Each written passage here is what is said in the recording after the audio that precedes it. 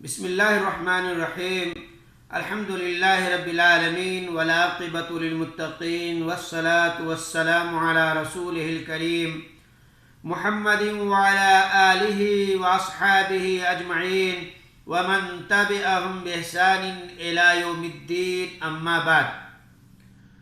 محترم سامعین و سامعات، السلام علیکم ورحمۃ اللہ وبرکاتہ۔ ناظرین کرام، آج کی نشست میں موضوع ہے مریض کی نماز۔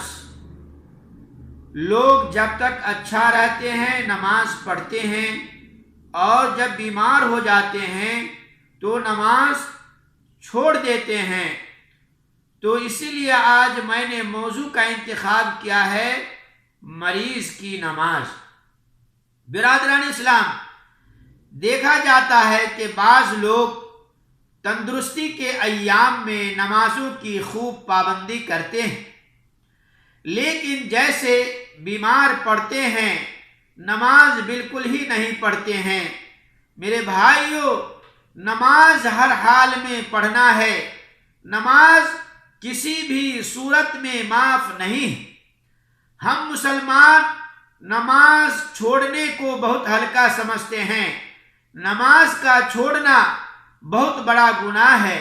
زنا، شراب چوری اور ڈکیتی سے بھی بڑا گناہ ہے، کیونکہ شارع علیہ السلام نے نماز چھوڑنے کو کفریہ عمل قرار دیا ہے۔ اس لیے ہر مسلمان کو نماز کی مکمل پابندی کرنا چاہیے، حتیٰ کہ بیماری کے ایام میں بھی اور روح نکلنے تک نماز پڑھنی چاہیے۔ نماز کی ادائیگی میں کبھی کسی بھی طرح سستی اور کوتاہی نہیں کرنی چاہیے۔ ناظرین کرام، شریعت اسلامیہ نے کمزوروں، بیماروں اور مجبوروں کا بڑا خیال رکھا ہے۔ بیماروں کے لیے اللہ نے عبادت کی ادائیگی میں کافی سہولت اور کافی رخصت عنایت کی ہے۔ جیسے بیمار وضو نہیں کر سکتا ہے تو تیمم کر کے نماز پڑھے، روزہ نہیں رکھ سکتا ہے تو افطار کر لے اور بعد میں اپنے چھٹے ہوئے روزے کی قضا کر لے۔ کھڑے ہو کر نماز نہیں پڑھ سکتا ہے تو بیٹھ کر پڑھے۔ بیماری بڑی ہو اور ضرورت محسوس ہو تو مریض دونوں نمازوں کو جمع کر لے۔ اس کی شکل یہ ہوگی کہ ظہر کے وقت میں ظہر عصر دونوں نماز پڑھ لے، یا عصر کی نماز کے وقت میں ظہر عصر دونوں پڑھ لے۔ بہرحال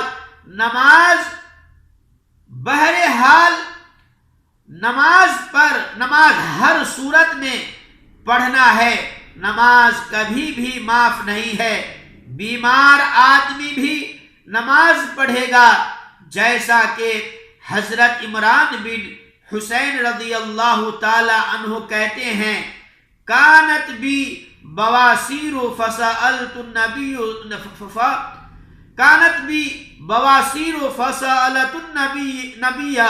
صلی اللہ علیہ وسلم عن الصلاة فقال صلی قائما فإن لم تستطع فقاعدا فإن لم تستطع فعلى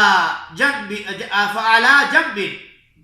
اس حدیث کو صحیح بخاری نے روایت کیا ہے، حدیث نمبر 1117، کہ مجھے بواسیر کی بیماری لاحق ہوئی تھی تو میں نے نبی کریم صلی اللہ علیہ وسلم سے نماز کے متعلق دریافت کیا تو آپ صلی اللہ علیہ وسلم نے فرمایا، کھڑے ہو کر نماز پڑھو، اگر قیام کی استطاعت نہ ہو تو بیٹھ کر پڑھو، اور اگر بیٹھنے کی بھی طاقت نہ ہو تو اپنے پہلو کے بل لیٹ کر نماز پڑھو۔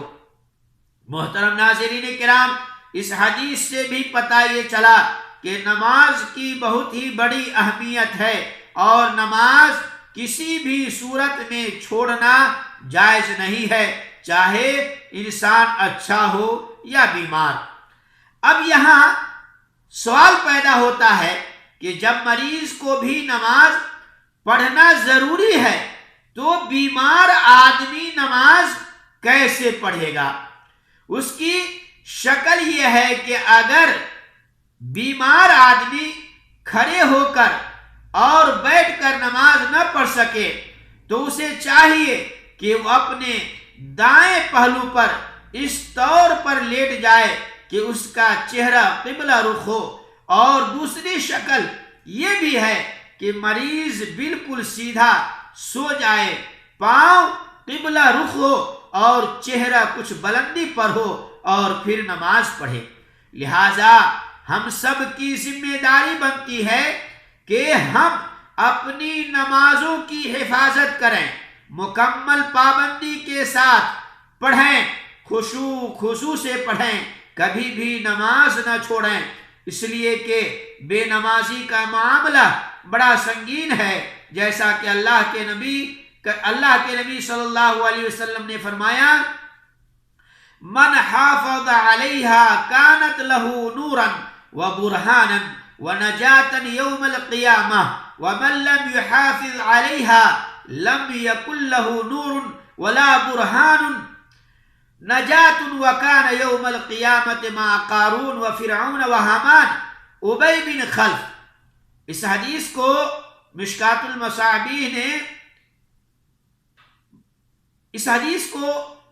المصابیح نے روایت کیا ہے، اور یہ حدیث صحیح ہے، اور حدیث نمبر 578 ہے۔ جو نماز کی حفاظت کرے گا اس کے لیے کل قیامت کے دن نور ہوگا، برہان یعنی نشانی، دلیل ہوگا، اور جہنم کی آگ سے نجات حاصل ہوگی۔ اور جو شخص نماز کی حفاظت نہ کرے تو اس کے لیے بروز قیامت کوئی نور نہیں ہوگا، کوئی روشنی نہیں ہوگی اور کوئی برہان نہیں ہوگا، اور جہنم کی آگ سے چھٹکارا نہیں ملے گا۔ وہ بے نمازی قارون، فرعون، حامان اور ابی بن خلف کے ساتھ جہنم میں ہوگا۔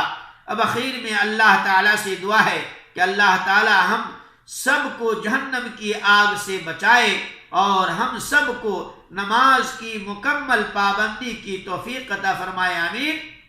وصلی اللہ علی نبینا محمد، والسلام علیکم ورحمۃ اللہ وبرکاتہ۔